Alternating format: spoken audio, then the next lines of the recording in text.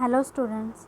So we are discussing about the point microbes in human welfare from the topic enhancement of food production. So today we are learning that role of microbes in industrial production.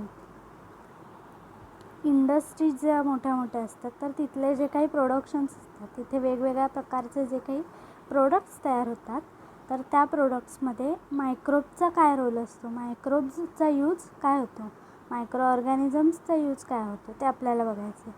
तर during fermentation variety of products like alcoholic beverages, organic acids, vitamins, growth hormones, enzymes, antibiotics etcetera are produce. तर हे जे काही वेगवेगळे products आहेत ते तयार होत असतात मोठ्या मोठ्या इंडस्ट्रियल लेवलला. तर हे जे काही आहेत ते आपल्याला इन डिटेल पुढे सगळे बघायचे आहेत.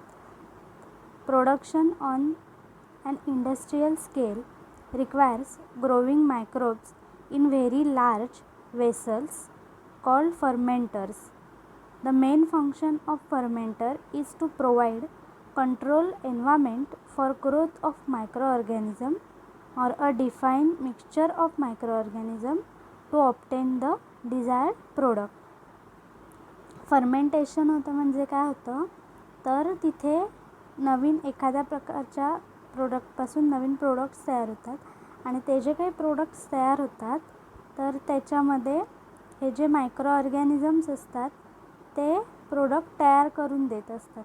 म्हणजे काय करतात ते तर मोठ्या मोठे व्हेसल्स असतात. फर्मेंटर म्हणजे मोठ्या मोठ्या टाक्या असतात. तर त्या टाक्यांमधून एक असं मध्ये एक रॉड असतो. त्या रॉडने काय होत असतं तर जे सगळं आपण आतमध्ये मिक्सचर टाकलेलं असणार आहे ते सारखं कंटिन्युअसली फिरत राहतं.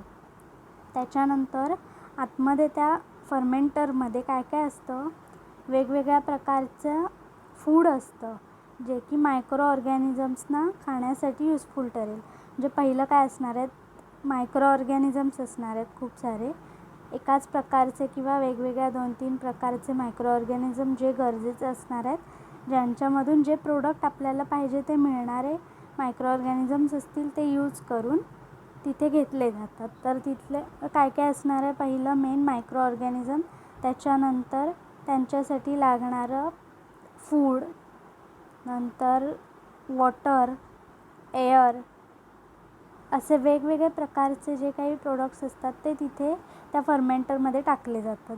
आणि त्याच्यानंतर काय होतं तर जे काही फूड वगैरे मिळतं त्यांना ते फूड खाऊन त्याच्यापासून ते काही ना काहीतरी एंड प्रोडक्ट तयार करतात आणि तो जो एंड प्रोडक्ट असतो तो आपल्याला यूजफुल असतो. ओके, तर आपल्याला फर्स्ट बघायचं आहे production of alcoholic beverages. Beverage is a liquid used or prepared for drinking, for example tea, coffee, beer, wine, which acts as stimulant. तर मेन बिवरेज म्हणजे काय असतात तर पेय असं लिक्विड असतात जे की काय केले जातात ड्रिंकिंग पर्पजसाठी तयार केले जातात. तर त्याच्यामध्ये काय काय असू शकतं टी आहे, कॉफी, बियर, वाईन एक्सेट्रा. तर हे जे काही आहेत लिक्विड्स बिवरेज तर ते आपण जेव्हा पितो तर त्याच्यामुळे आपल्याला काय होतं बॉडी स्टिम्युलंट करते, काही ना काहीतरी स्टिम्युलाय करायला सुरुवात करते म्हणजे सिक्रीट करते. जसं की आपण म्हणतो चहा प्यायल्यावरती आपल्याला फ्रेश वाटतं, कॉफी प्यायल्यावरती फ्रेश वाटतं असं जे म्हणतो. मग ते फ्रेश कशामुळे वाटत असतं तर जेव्हा आपण चहा पितो तर वेगवेगळे केमिकल्स स्टिम्युलाय होतात, तयार होतात आणि त्याच्यामुळे काय होतं तर आपल्याला फ्रेश वाटतं. Alcoholic beverages are the products of alcoholic fermentation of specific substrate.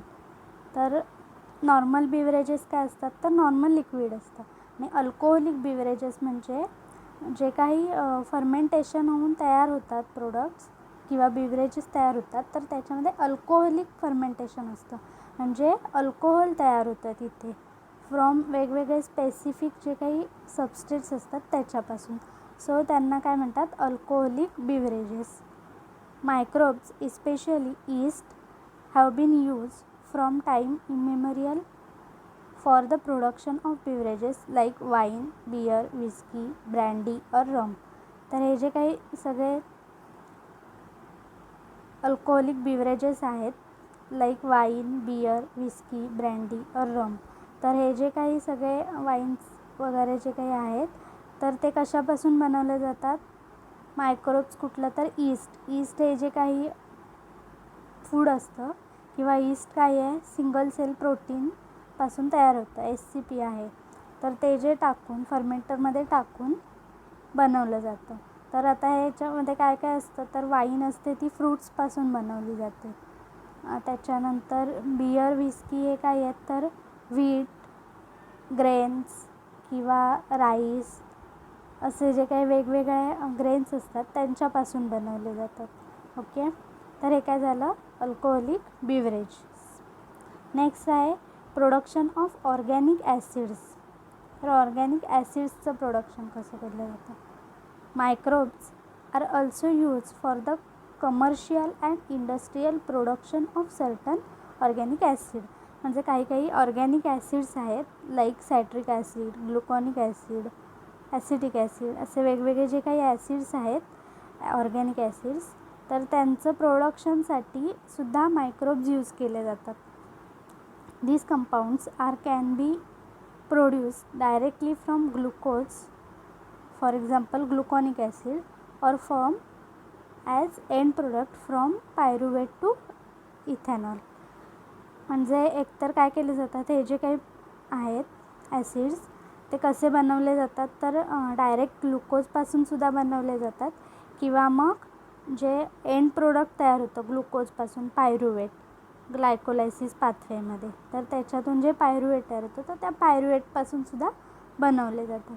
तर आपण ग्लायकोलायसिस पाथवे बघितला होता. ग्लुकोजपासून पुढे लास्टला काय कन्व्हर्जन होतं त्याचं पायरुवेटमध्ये होतं, पायरुविक ॲसिडमध्ये. तर म्हणजे काय आहे इथे एकतर ग्लुकोज घेऊनसुद्धा करू शकतो किंवा लास्टचा जो प्रोडक्ट असतो पायरुविक ॲसिड पायरुवेट त्याच्यापासूनसुद्धा बनवू शकतो. तर आपल्याकडे एक्झाम्पल्स आहेत कुठकुठले ऑर्गॅनिझम्सपासून कोणते ॲसिड्स तयार केले जातात. तर ऑर्गॅनिक ॲसिड फर्स्ट आहे सिट्रिक ॲसिड. तर ते कुठल्या मायक्रोब्सपासून बनवलं जातं किंवा ते बनवण्यासाठी कोणता मायक्रोब्स युजफुल आहे तर ॲस्पॅर्जिलस नायजर. सेकंड आहे ग्लुकॉनिक ॲसिड. त्याच्यासाठी ॲस्पॅर्जिलस नायजर म्हणजे हे दोन्ही सायट्रिक ॲसिड आणि ग्लुकॉनिक ॲसिड दोन्हीसाठी सुद्धा ॲस्पॅर्जिलस नायजर आहे. त्याच्यानंतर फ्युमॅरिक ॲसिडसाठी काय रायझोपस ॲरिझस. त्याच्यानंतर ॲसिटिक ॲसिडसाठी ॲसेटोबॅक्टर ॲसिटी बॅक्टेरिया. हे जे काही वेगवेगळे मायक्रोब्स आहेत ते युजफुल आहेत. तर ॲसिटिक ॲसिड म्हणजे काय, आपण जे रेग्युलरली यूज करतो व्हिनेगार त्याला ॲसिटिक ॲसिड म्हणतात. ओके, तर नेक्स्ट आहे प्रोडक्शन ऑफ व्हिटॅमिन्स. जे वेगवेगळे व्हिटॅमिन्स असतात जसं की आपल्याकडे व्हिटॅमिन्सच्या टॅबलेट्स वगैरे भेटतात, तर ते पण कसं बनवले जातात तर हे जे काही मायक्रोब्स असतील त्यांच्यापासून बनवले जातात. Vitamins are some organic nitrogenous compounds which are capable of performing many life sustaining function inside our body. आता व्हिटॅमिन्स कसे आहेत खूप युजफुल असतात आपल्याला, आणि काही जे व्हिटॅमिन्स असतात ते आपल्याला डायरेक्टली आपल्या बॉडीमध्ये तयार होत नाहीत, तर आपल्याला बाहेरून घ्यावे लागतात वेगवेगळ्या फूडमधून. ओके, तर काही वेळेला काय होतं तर एखाद्या स्पेसिफिक प्रकारचं फूड खाल्लं नाही जात आपल्याकडून, मग तेव्हा काय करावं लागतं तर त्या व्हिटॅमिनची कमतरता आपल्या बॉडीमध्ये होते. मग त्याच्यासाठी काय करावं लागतं तर स्पेसिफिक त्या व्हिटॅमिन्सच्या टॅबलेट्स घ्यावे लागतात. These compounds can not be synthesized by humans and therefore they have to be supplied in small amount in a diet. तर जे व्हिटॅमिन डी आहे ते फक्त आपल्या बॉडीमध्ये सिंथेसाइज होतं, बाकीचे कुठलेही सिंथेसाइज होत नाहीत, म्हणजे तयार होत नाहीत किंवा डायरेक्टली तयार होत नाहीत. जेव्हा आपण एखादं स्पेसिफिक फूड खाऊ तेव्हाच ते तयार होतात, आणि कोणतेही फूड काहीही नाही खाल्लं तरीसुद्धा व्हिटॅमिन डी हे तयार होतच असतं. बाकीचे जे सगळे आहेत ते स्पेसिफिक फूडवरती डिपेंड असणारे व्हिटॅमिन्स असतात. तर आपल्याला इथे वेगवेगळे व्हिटॅमिन्सची नावं आहेत आणि कोणत्या कोणत्या मायक्रोबियल सोर्स यूज केलं जातं किंवा मायक्रो ऑर्गॅनिझम्स यूज केले जातात ते दिले आहेत. तर व्हिटॅमिन B2 ह्याच्यासाठी आहे न्यूरोस्पोरा गॉसिपी आणि सेकंड एरेनोथियम एसबी. ओके. त्याच्यानंतर vitamin B12, Pseudomonas denitrificans. Okay. Vitamin सीसाठी ॲस्पॅरजिलस नायजर. हे काय आहे? बॅक्टेरिया आहेत किंवा मायक्रो ऑर्गॅनिझम्स आहेत जे यूज करून विटॅमिन्स तयार केले जातात. ओके. नेक्स्ट आहे last gibberellin production. Gibberellin is a group of growth hormones mainly produced by higher plants and fungi to promote growth by stem elongation. तर हे जे गिबरेलिन आहे, गिबरेलिन एक ग्रोथ हार्मोन आहे, प्लांटमधलं ग्रोथ हार्मोन आहे. जे काय होतं त्याच्यामुळे प्लांटचं ग्रोथ हार्मोन सिक्रीट होतं इझिली आणि त्याच्यामुळे प्लांटची ग्रोथ चांगल्या प्रकारे होते. स्टेम इलॉंगेशन म्हणजे जे स्टेम्स असतात त्याच्यापासून चांगलं त्याला फुटवा मिळतो आणि चांगल्या प्रकारचं झाड तयार होतं. The first gibberellin was isolated by 2 Japanese scientist Yabuta and Sumiki from rice seedlings infected with the fungus Gibberella fujikuroi. तर हे जे गिबरेलिन आहे ते 2 जापनीज सायंटिस्टने डिस्क्राईब केलं किंवा आयसोलेट केलं. कशापासून? तर एक राईसचं जे सीडलिंग होतं त्याच्यावरती फंगस आलेली, जी फंगी असते ती आली होती, कुठली तर गिबरेला फिजिकुराई. तर त्या फंगसपासून त्यांनी एक आयसोलेट केलं, म्हणजे त्या फंगसमधून गिबरेलिन हे जे हार्मोन आहे ते बाजूला केलं किंवा सेपरेट केलं. About 15 different types of gibberellins have been isolated.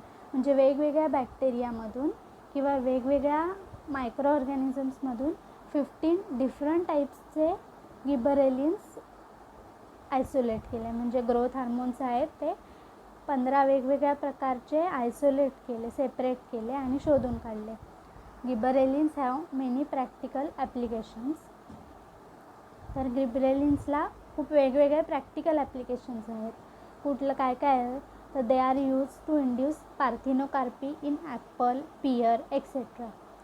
तर पार्थिनोकार्पी म्हणजे काय? तर जे फूड्स असतात ते सीडलेस बनवले जातात. जसं की आता काही काही आपल्याकडे एक्झाम्पल असेल तर पपईचं एक्झाम्पल घेतलं तर पपईमध्ये आपण बघतो खूप साऱ्या बिया असतात.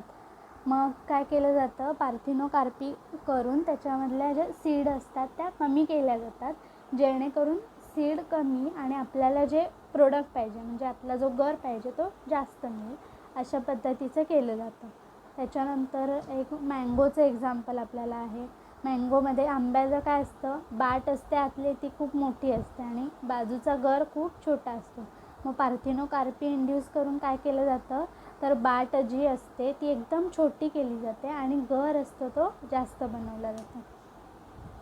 त्याच्यानंतर they are use in breaking of dormancy of seed and also in inducing flowering in long day plants.